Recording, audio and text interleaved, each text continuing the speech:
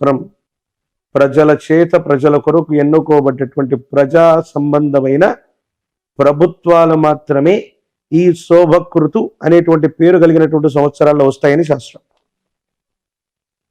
ఇక్కడ అదే జరిగింది. జగన్మోహన్ రెడ్డి గారు 175 స్థానాలు 151+ వాళ్ళు అనుకుంటున్నారు. తీవ్రమైనటువంటి ప్రజా వ్యతిరేక సంబంధమైన స్థితిగతుల వల్ల మళ్ళీ అధికారంలోకి రావటం అన్నటువంటి విషయం మీద వాళ్ళు దృష్టి పెట్టాలి. ఏ ప్రభుత్వం కూడా, అంటే అది టీడీపీతో కూడినటువంటి ప్రభుత్వం కానీ వైసీపీతో కూడినటువంటి ప్రభుత్వం కానీ వెంటనే సులభమైనటువంటి మెజారిటీతో ఆంధ్రప్రదేశ్లో వచ్చేటువంటి అవకాశం లేదు. But first priority is Jaganmohan Reddy గారికి సంబంధించిన ఆరుద్ర నక్షత్రం, కాలజ్ఞానానికి సంబంధించినటువంటి స్థితిగతులు, దేశ కాలమాన పరిస్థితులను బట్టి చూస్తే ఆ ప్రభుత్వం బోటాబోటీ మెజారిటీ, అంటే కనీస మెజారిటీతో కంటిన్యూ అవ్వటానికి కొన్ని ప్రత్యేకమైన ఎక్కువ అవకాశాలు ఉన్నాయి. విపక్షాలుగా చెప్పుకోబడుతున్నటువంటివి జనసేనతో కూడినటువంటివి. ఆయనది శ్రవణ నక్షత్రం. పవన్ కళ్యాణ్ గారు సమీపమైన భవిష్యత్తులో తప్పకుండా అమాత్యుడు, మంత్రి, అది ముఖ్యమంత్రి అవ్వండి, కేంద్ర మంత్రి అవ్వనివ్వండి, అమాత్యుడు అన్నటువంటి స్థానానికి దగ్గరగా ఆయన జాతకం ఉండబోతుంది. తెర మీద బొమ్మలు గద్దెనెక్కారన్నటువంటి గురుదేవుల యొక్క వాక్య సాక్షిగా పవన్ కళ్యాణ్ గారు సమీపమైన భవిష్యత్తులో, అది ఈ 5 సంవత్సరాల్లో కూడా అయి ఉండొచ్చు, ఈ రాబోయేటువంటి 5 సంవత్సరాల్లో కూడా అయి ఉండొచ్చు, ఖచ్చితంగా వారు ముఖ్యమంత్రి లేదా ఆ స్థానానికి దగ్గరగా ఉన్న అమాత్యుడు ఆ స్థానాన్ని అధిరోహించేటువంటి అవకాశం కూడా తప్పకుండా ఉంది. మొదటి ప్రాముఖ్యతగా వైఎస్ జగన్మోహన్ రెడ్డి గారి యొక్క నేతృత్వంలో ఉన్నటువంటి వైసీపీ ప్రభుత్వం బోటాబోటీ మెజారిటీతోనైనా మళ్ళీ అధికారంలోకి రావటానికి కొంత ఎక్కువ అవకాశాలు ఉన్నాయి. అవకాశాలు జగన్ ఉన్నాయంటున్నారు, పవన్ కళ్యాణ్ గారికి కూడా లేకపోలేదు అంటున్నారు. ఎలా సాధ్యమవుతుంది? వైసీపీ ప్రభుత్వం వస్తుంది, అవకాశం ఉంటే జగన్మోహన్ రెడ్డి గారితో పవన్ కళ్యాణ్ గారు కలిసి పనిచేయకూడదా? అవకాశాలు ప్రస్తుతం ఏపీలో కనిపిస్తున్నాయి. ఒకవేళ జగన్మోహన్ రెడ్డి గారి యొక్క ప్రభుత్వం బోటాబోటీ చెప్తా, 2009 సంవత్సరంలో ప్రజారాజ్యం పార్టీ వచ్చింది. దేనికి వ్యతిరేకంగా వచ్చింది? ఈ ప్రాంతీయ పార్టీ దేశంలో అధికారంలో ఉన్నటువంటి కాంగ్రెస్కి. అందరూ చిరంజీవి గారి యొక్క జీవితాన్ని, రాజకీయ జీవితాన్ని గొప్ప ఫెయిల్యూర్ అంటారు. నేను చెప్తాను, అది చాలా సక్సెస్ఫుల్. అది ఎవరికి సాధ్యం కాని అంశాన్ని ఆయన చేశారు. ప్రజారాజ్యం పార్టీ పెట్టారు, ఎమ్మెల్యే అయ్యారు 5 ఏళ్లలోనే, అంటే పెట్టిన వెంటనే.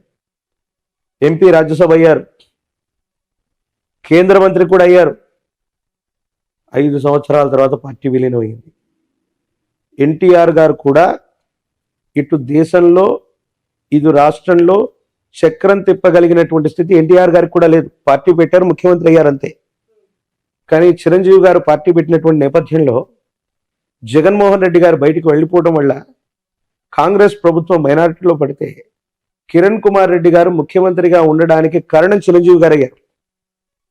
అటు దేశంలో ఉన్నటువంటి యూపీఐ కూటమిలో కూడా మిత్రస్వామ్యంగా వాళ్ళు ఉన్నారు.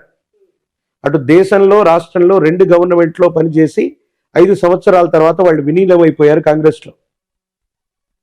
జనసేన పార్టీ అవసరం కూడా రేపు పొద్దున్న తెలుగుదేశానికే కాదు, వైసీపీ అవ్వచ్చు, వైసీపీ బోటాబోటీ మెజారిటీతో ఏదైనా ప్రభుత్వాన్ని ఫామ్ చేసి సమీపమైన భవిష్యత్తులో ఏవైనా ఇబ్బందులు ఉన్నప్పుడు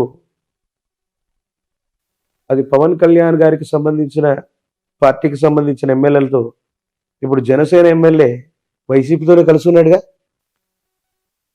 151 మంది ఎమ్మెల్యేలు వైసీపీ వాళ్ళు అవుతే ఆ +1, 2, 3, 4, 5లో మొట్టమొదటి జనసేన ఎమ్మెల్యే కూడా వీరితోనే కలుస్తున్నారు. శాశ్వతమైన శత్రువులు మిత్రులు రాజకీయాల్లో లేరంటూ ఉంటారు.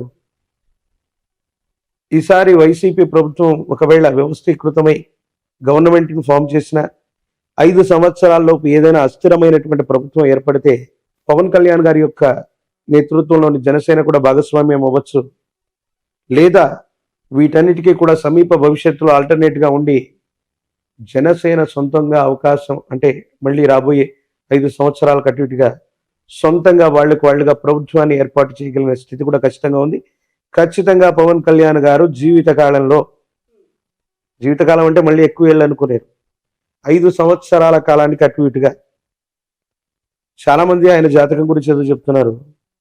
ఒక్క రోజైనా ఒక్క క్షణమైనా ముఖ్యమంత్రి ఆ అమాత్యుడు అన్నటువంటి ఆ స్థానంలో ఖచ్చితంగా కూర్చునే అవకాశం కనబడుతుంది. Okay, right. చంద్రబాబు నాయుడు గారు నారా లోకేష్ గారి గురించి ఏం చెప్తారు? అంటే వాళ్ళు చాలా కష్టపడుతూ ఉన్నారు పార్టీకి సంబంధించి. ఏపీలో పరిస్థితులు ఏ విధంగా ఉన్నాయి ఆ పార్టీకి సంబంధించి? పుష్యమి నక్షత్రం చంద్రబాబు నాయుడు గారు, కొంతమంది హస్త నక్షత్రం అని అంటారు.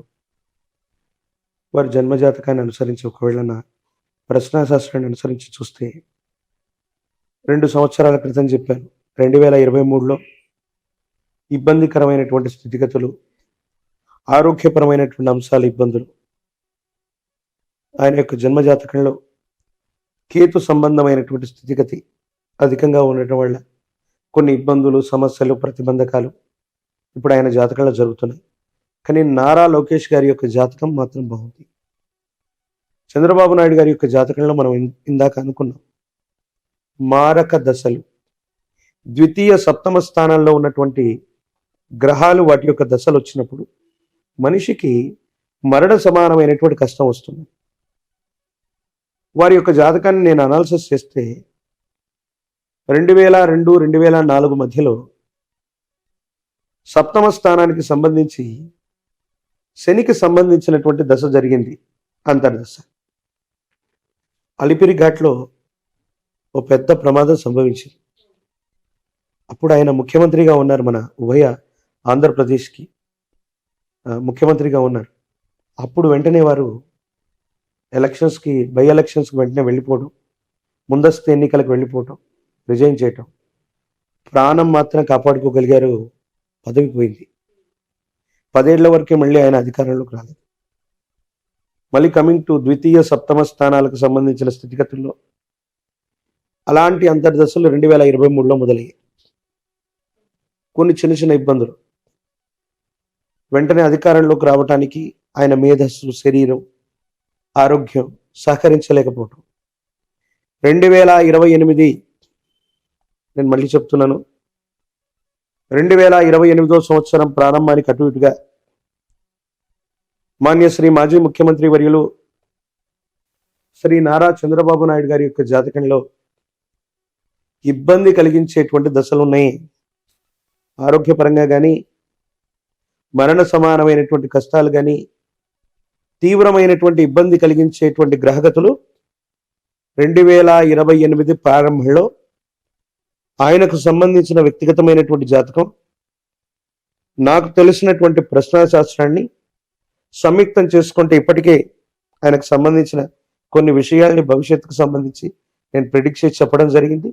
మళ్ళీ కూడా చెప్తున్నాను, ఈ ఉభయ తెలుగు రాష్ట్రాల్లో, ఈ హైదరాబాద్లో సైబరాబాద్ సిటీ ఉంది అంటే, అత్యాధునిక సాంకేతిక పరిజ్ఞానం మన భాగ్యనగరంలో ఉంది అంటే, ఇప్పుడు ఆపరేషన్ లేకుండానే మోకాళ్లకు ప్లాస్మా ట్రీట్మెంట్, మీ ఆర్థోపెటిక్ సమస్యలన్నిటికీ రోబోటిక్ టెక్నాలజీ ద్వారా తక్కువ ఖర్చుతో శాశ్వత పరిష్కారం, ఫ్రీ కన్సల్టేషన్, ప్రతి ట్రీట్మెంట్ పై 20% డిస్కౌంట్.